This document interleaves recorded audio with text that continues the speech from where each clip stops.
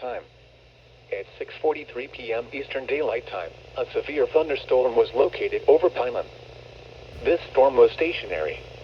Hazard, 60 miles an hour wind gusts. Source, radar indicated. Impact, expects damage to roofs, siding, and trees.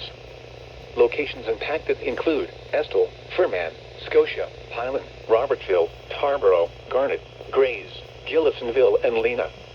This includes Interstate 95 in South Carolina between mile markers 28 and 31. Seek shelter inside a well-built structure and stay away from windows. The storm is capable of producing damaging winds.